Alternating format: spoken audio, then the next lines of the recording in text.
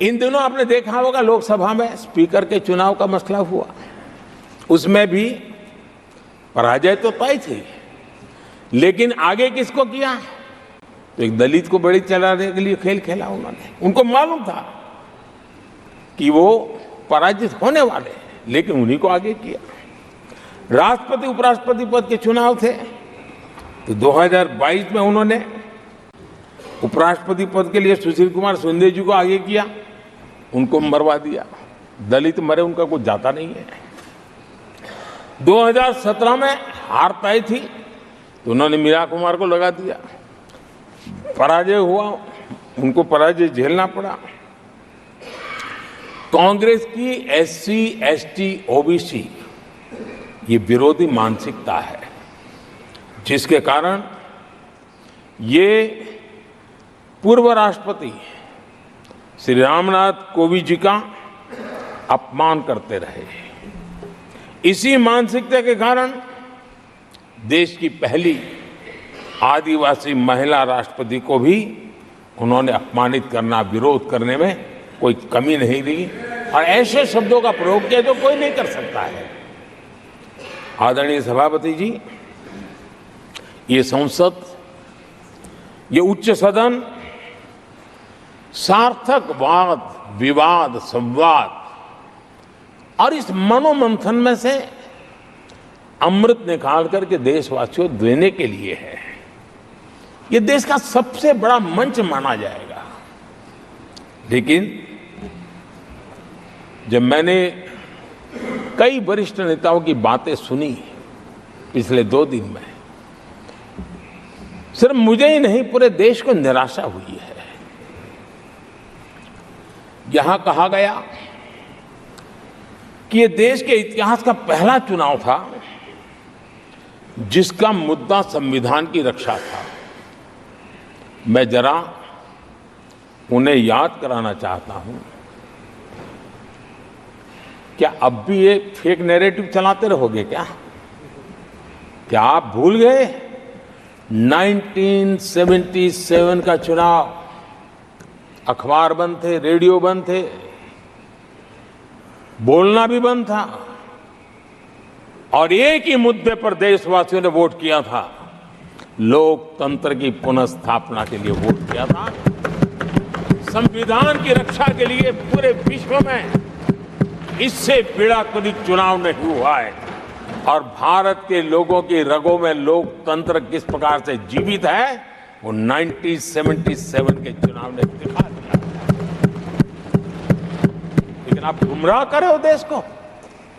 मैं मानता हूं कि संविधान की रक्षा का वो सबसे बड़ा चुनाव था और उस समय देश की विवेक बुद्धि ने संविधान की रक्षा के लिए उस समय सत्ता पर बैठे हुए लोगों को उखाड़ करके फेंक दिया था।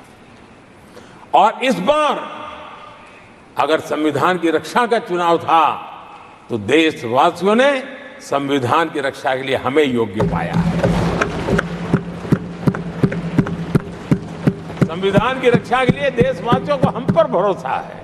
कहां अगर संविधान की रक्षा कोई कर सकता है तो यही लोग कर सकते हैं और देशवासियों ने हमें जनादेश दिया है। आदरणीय सभापति जी,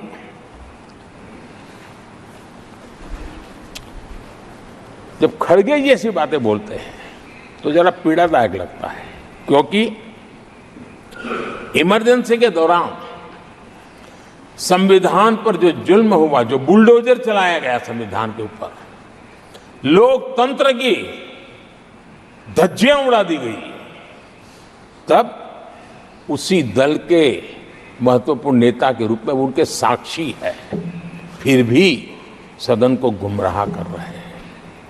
आदरणीय सभापति जी, आपातकाल को मैंने बहुत निकट से देखा है।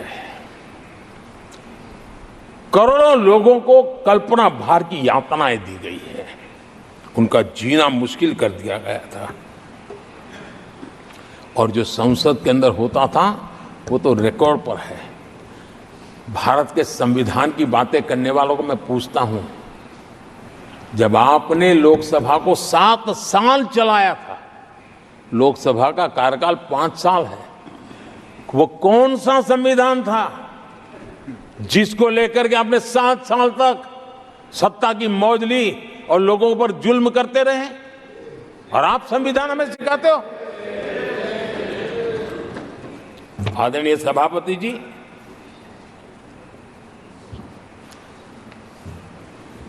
दर्जनों आर्टिकल्स पर,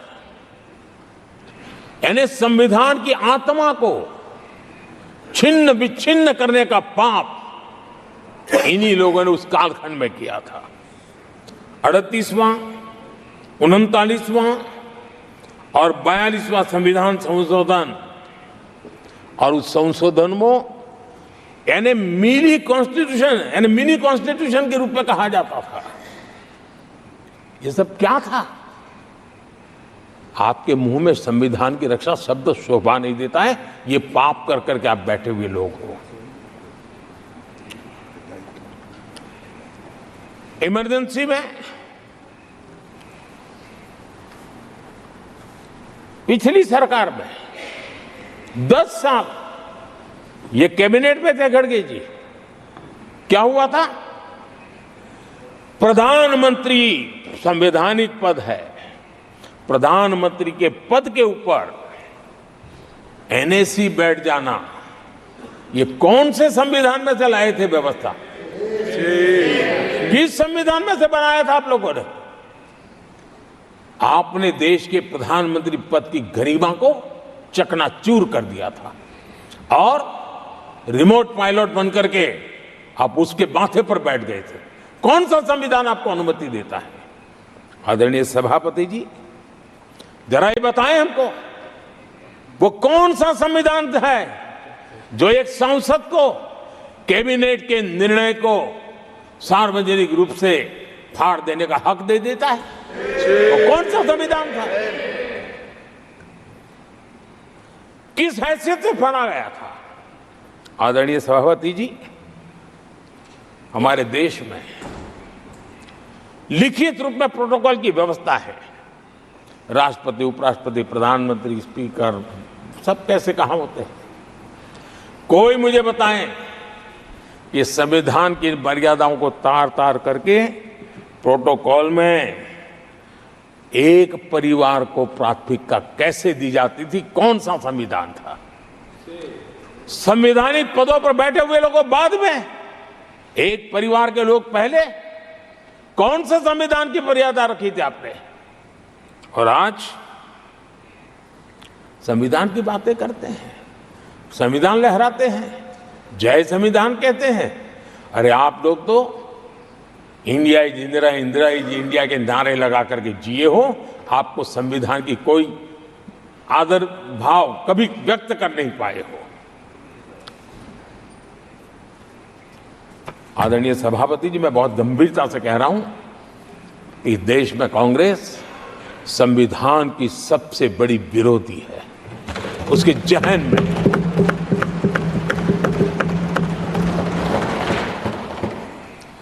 आदरणीय सभापति जी, इस पूरी चर्चा के दरमियान उनको 200-500 साल की बातें करने का तो हक है, लेकिन इमरजेंसी की बात के लिए तो वो तो बहुत पुराना हो गया। क्या आपके पाप पुराने हो जाते हैं तो खत्म हो जाते हैं क्या? आदरणीय सभापति जी, इस हाउस में कोशिश की गई संविधान की बात करना, लेकिन इमरजेंसी को कभी भी आने नहीं देना। ये चर्चा करने का अनुभव है, लेकिन ये देश, इनके साथ जो लोग बैठे हैं उसमें भी बहुत लोग हैं जो इमरजेंसी के भुक्तभोगी रहे हैं, लेकिन उनकी कुछ मजबूरियां होगी कि आज उनके साथ उन्होंने बैठना पसंद किया है। मतलब अवसरवादिता का ये दूसरा नाम है। संविधान के प्रति समर्पण का भाव होता तो ऐसा नहीं करते। आदरणीय सभापति जी, आपातकाल सिर्फ एक राजनीतिक संकट नहीं था, लोकतंत्र संविधान के साथ साथ ये बहुत बड़ा मानवीय संकट भी था। अनेक लोगों को टॉर्चर किया गया था, अनेक लोग जेल में मृत्यु को शरण हुए थे। जयप्रकाश नारायण जी की स्थिति इतनी खराब हुई कि बाहर आकर के वो कभी ठीक नहीं हो पाए। ये हाल उन्होंने कर दिया था। और प्रताड़ना सिर्फ राजनेताओं की नहीं, आम आदमी को भी नहीं छोड़ा गया था, सामान्य आदमी को भी नहीं। और इनका इतने सारे जुल्म, उसमें इनके लोग भी थे अंदर, उनके साथ भी ये जुल्म हुआ। लेकिन आज भूल, आदरणीय सभापति, वो दिन ऐसे थे कि जो कुछ लोग घर से निकले कभी घर लौट करके वापस नहीं आए और पता तक नहीं चला कि उनका शरीर कहाँ गया। यहां तक की घटनाएं घटी थी। आदरणीय सभापति जी, ये बहुत सी पार्टियां जो उनके साथ बैठी हैं, वो अल्पसंख्यकों की आवाज होने का जरा दावा करते हैं और बड़े ज्यादा चिल्ला करके बोलते हैं। क्या कोई मुजफ्फरनगर और तुर्कमान गेट, वहां अल्पसंख्यकों के साथ इमरजेंसी में क्या हुआ था, जरा याद करने की हिम्मत करते हैं क्या? बोलने की हिम्मत करते हैं क्या? आदरणीय सभापति जी, और ये कांग्रेस को क्लीन चिट दे रहे हैं। कैसे देश उनको माफ करेगा? ये शर्मनाक है कि ऐसी तानाशाही को भी आज सही कहने वाले लोग हाथ में संविधान की प्रत लेकर के अपने काले कारनामों को छुपाने की कोशिश कर रहे हैं।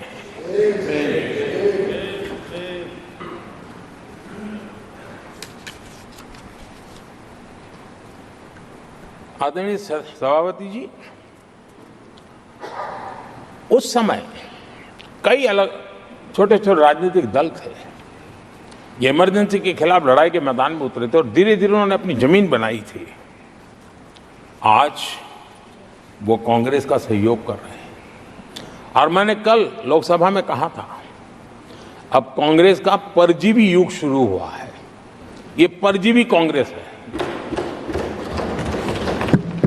जहां वो खुद अकेले लड़े वहां उनका स्ट्राइक रेट शर्मजनक है, और जहां किसी के सहारे, किसी के कंधे पर बैठने का मौका मिला, वहीं पर से बच करके आए हैं। देश की जनता ने आज भी उनको स्वीकार नहीं किया है, वो किसी की आड़ में आए हैं। ये कांग्रेस परजीवी है, किसी और के कारण सहयोगी दलों के वोट खा करके वो जरा फली फूली है, ऐसा दिखता है। और कांग्रेस का परजीवी होने का कारण उनके अपने कारनामों से है।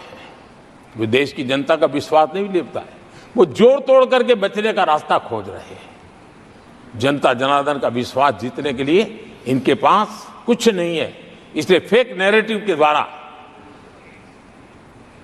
फेक वीडियो के द्वारा देश को भ्रमित करके, गुमराह करके अपने कारनामे करने की आदत है। आदरणीय सभापति जी, इस सदन में, ये उच्च सदन है, यहां विकास के विजन पर चर्चा होना स्वाभाविक, अपेक्षित है।